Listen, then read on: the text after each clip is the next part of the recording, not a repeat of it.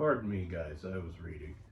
So what's up guys, Coffee Freelancer here, and today we're going to talk about 5 tips for reselling used books on eBay. Easy ways to source them and how to improve seller performance on eBay when selling said books. So stick around. Kenobi says stick around.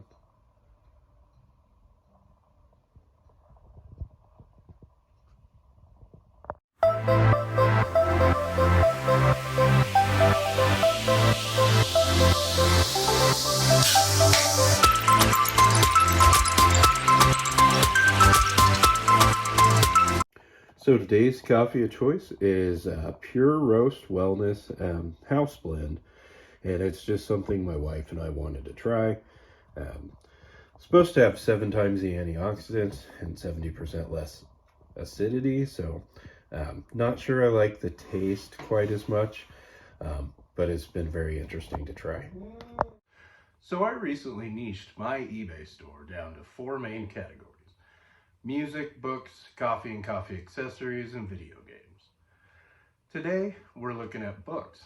If you're interested in the music category, I'll put a link in the description.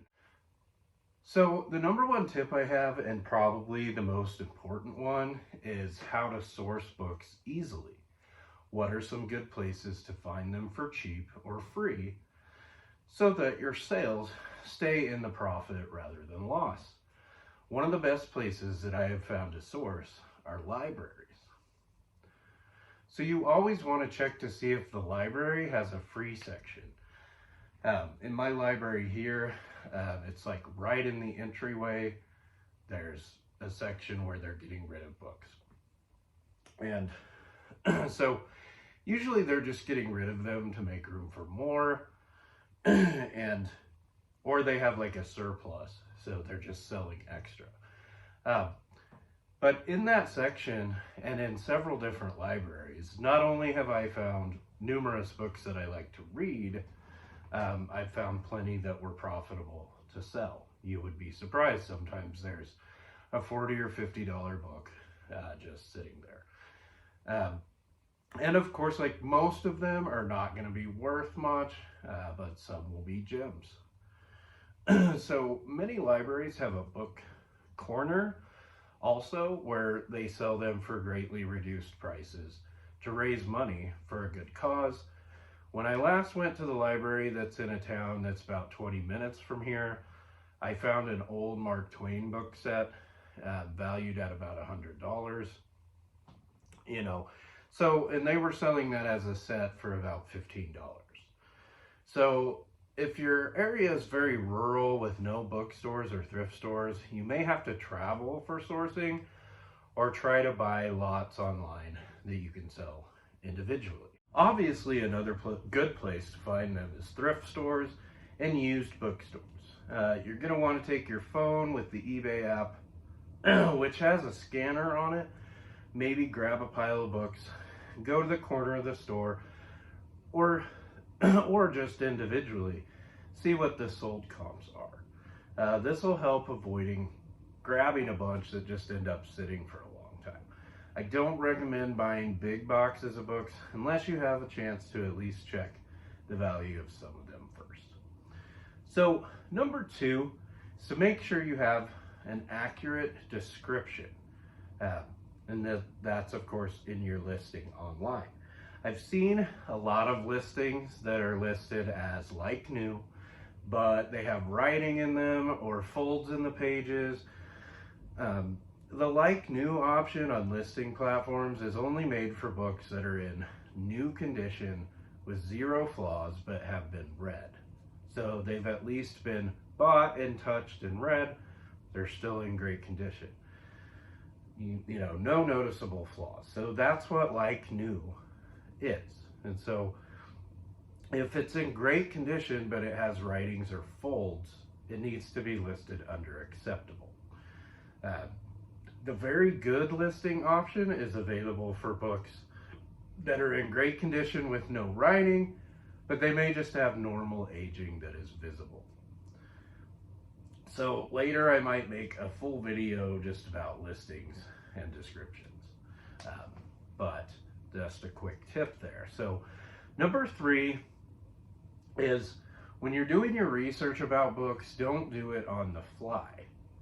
And what I mean by that is, I see lots of people that decided to start selling books just go into the stores, and the only research that they do is while they're in the middle of looking for books to purchase. If you do this, you're far more likely to not know enough about what you're purchasing. I highly recommend taking some time at home to look up what is currently selling and learning about how everything is valued for extended periods of time. Unless, of course, you're already an expert on books. So number 4 is, don't rule out paperbacks. There's quite a few paperback books that retain their value, especially when they're box sets or regular sets. I see a lot of folks that just skip over the paperback section, and understandably, a lot of times the hardbacks are going to be worth more. But it's worth at least checking to not miss out. And, definitely do your research on that. Sometimes you will find several box sets for a very good price that are going to sell for way more than what you think. So number 5, old does not mean valuable.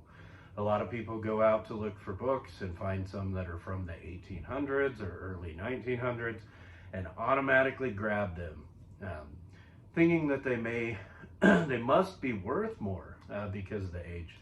This is definitely not the case. There are many old books that have basically the same value as common books that are new. So what you need to do with old books is, again, do your research, but go talk to a collector or anyone that has a good working knowledge of older books and see if it's worth the money that you're putting in. After you research for a while and start to talk to some experts on it, you'll start to get a feel for which older books are worth something and which are not. So that is my main advice on that, is just go to people that know more. When I started out, I bought a bunch of old books because I thought, oh man, they're 1800s, and a lot of them were worth $1, but on the flip side, if they're really old and they're a highly in demand item, they can be much more valuable than a new book. So it just really depends. If you also look up the auction records of certain books online, it can give you a better picture of the value and the history of the book as well. So that's all I have for today, and stay tuned. Coming up later this week, I'm going to be back out at the thrift stores, and there will be some footage of that. But also I'm going to talk about 2024 and quitting your job, things like that. So stick around for that, and as always, keep on drinking that coffee. Keep on freelancing. Have a good day, guys. See you later.